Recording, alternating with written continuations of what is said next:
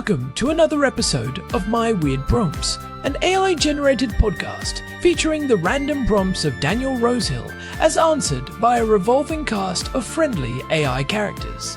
Join us for deep dives into AI, technology, and whatever other random thing Daniel finds fascinating today. Subscribe on Spotify or your favorite podcatcher. Now, today's episode. This episode was generated using artificial intelligence. Please verify facts. Hi there, Herman and Corn. So we've talked in previous episodes about authentication and what's going to come after the important but somewhat annoying and hated two-factor authentication, whereby knowledge workers, especially developers, I feel, spend a sizable portion of their day fishing out 2FA credentials from password managers. The mainstay of technical authentication, however, is the SSH key. And I'm just looking at an SSH key I've generated, which made me think about this prompt. And it's created with the ED25519 algorithm, which is a bit more modern than RSA. What I'd love to know, Herman and Corn, about SSH keys is I'm not a mathematical prodigy by any means at all. I would say I'm actually pretty mediocre at mathematics.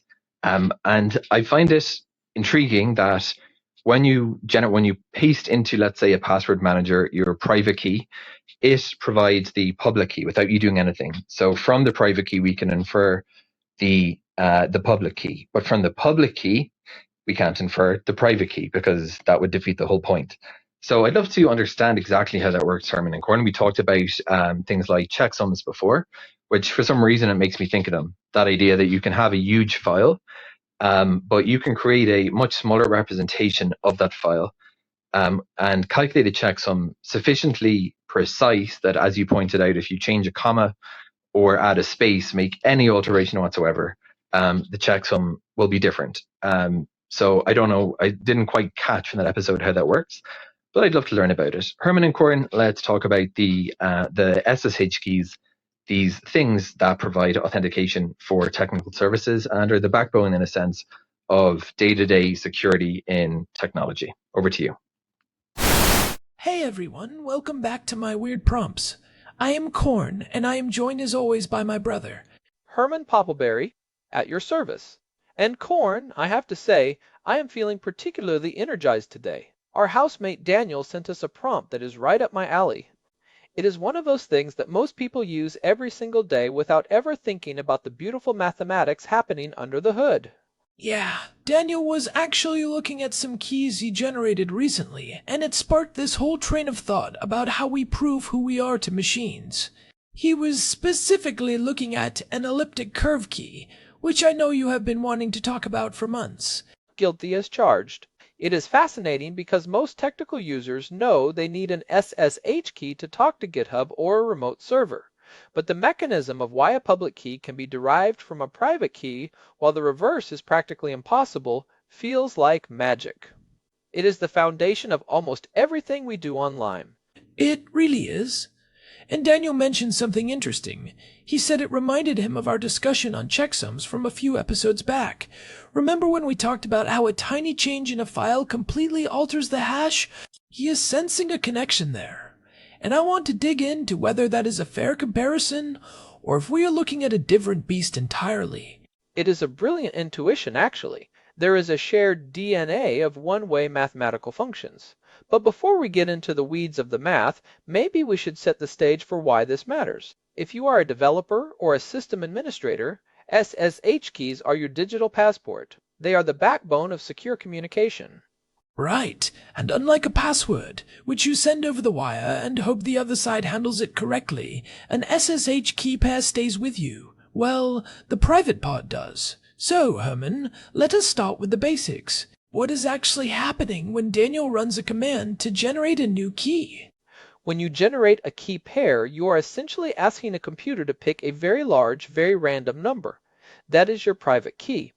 Then the computer performs a specific mathematical operation on that number to produce a second number, which is your public key. The crucial part, the part that makes the whole internet work, is that this operation is a trapdoor function. A trapdoor function. I love that term. It sounds like something out of an adventure movie. It sort of is. It is a function that is easy to compute in one direction, but incredibly difficult to reverse unless you have a special piece of information. In the case of older RSA keys, that math was built on the difficulty of factoring the product of two massive prime numbers. If I give you two primes, it is easy to multiply them. If I give you a number that is 500 digits long and tell you it is the product of two primes, you could spend the rest of your life trying to find them. So that is the one-way street. But Daniel specifically mentioned the ED25519 algorithm. That is not RSA, right? That is the newer, shinier version we see everywhere now. Exactly. That is elliptic curve cryptography. Instead of just multiplying big primes, we are using the geometry of a specific curve. Imagine a complex graph with a curve on it. We pick a starting point called the base point, and then we perform a series of jumps or reflections across that curve based on our private key. The final point we land on is the public key. Okay, so the public key is the destination, and the private key is the set of instructions for how many jumps to take. Precisely.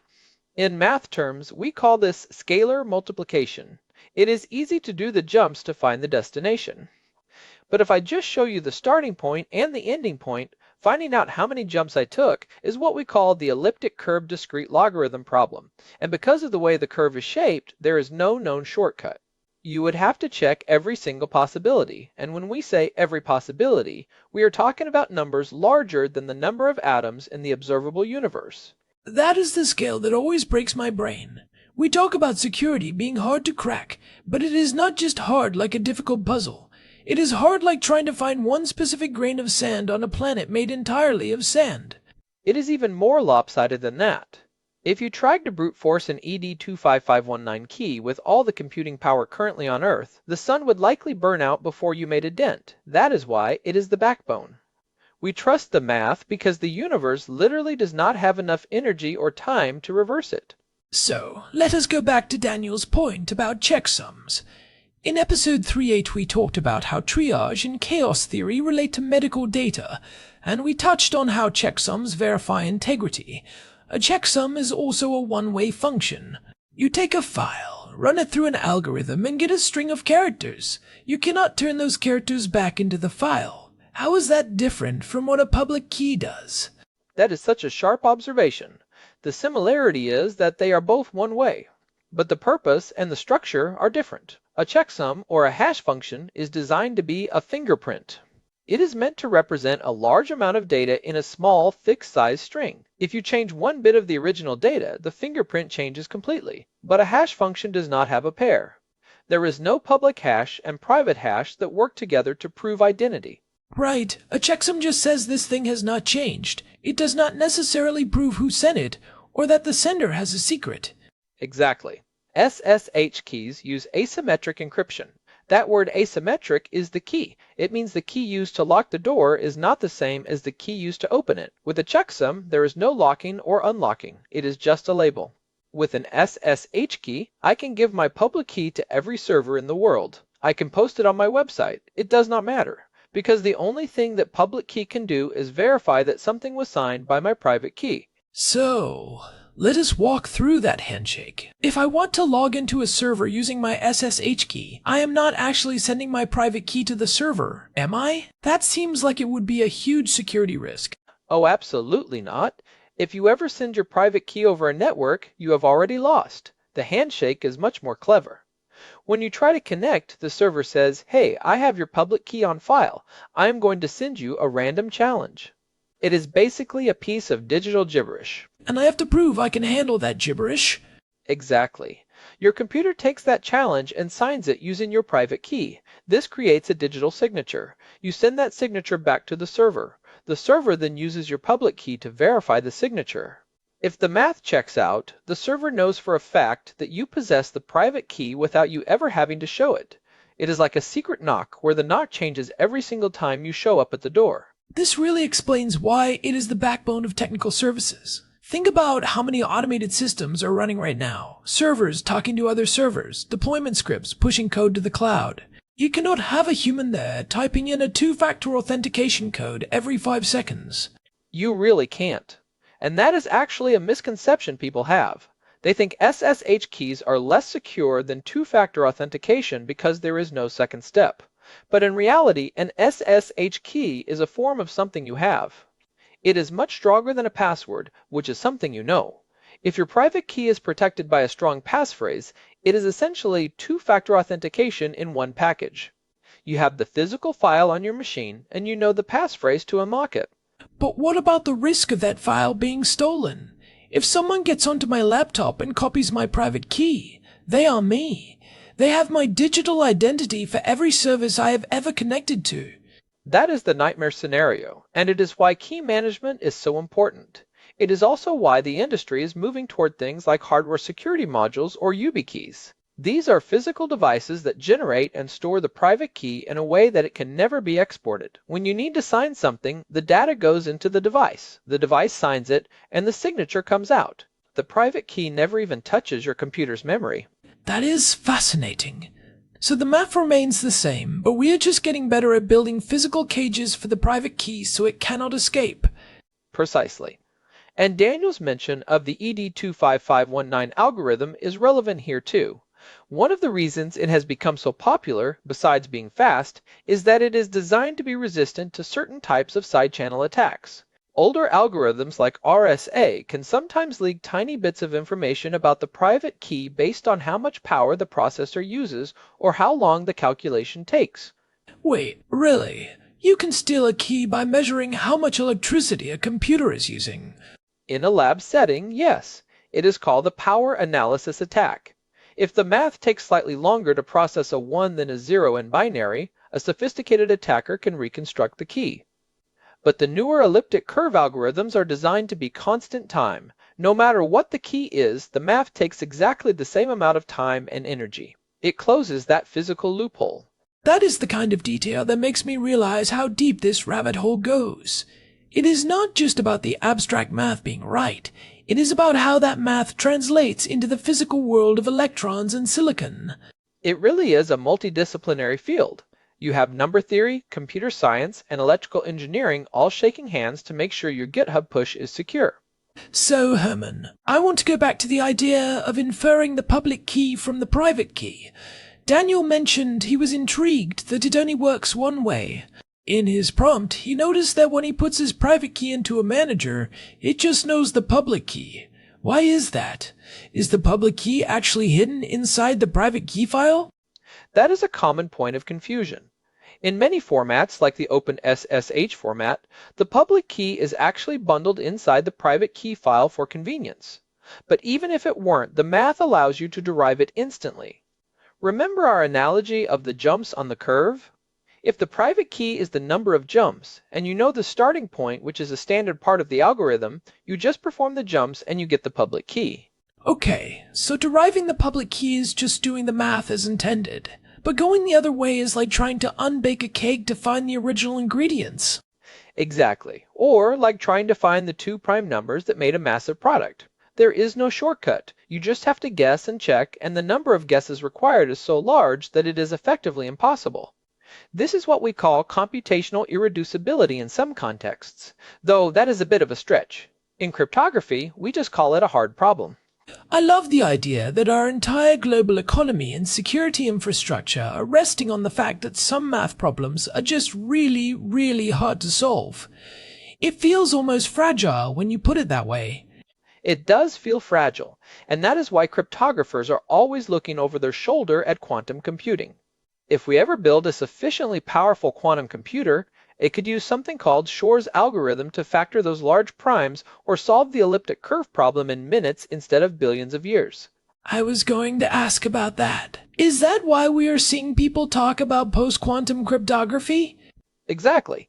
We are already looking for new, hard problems. In fact, just a couple of years ago, in late 2024, NIST finalized the first official standards for post-quantum cryptography. They have names like MLKEM and MLDSA. These are built on lattice-based math, which even a quantum computer would find difficult.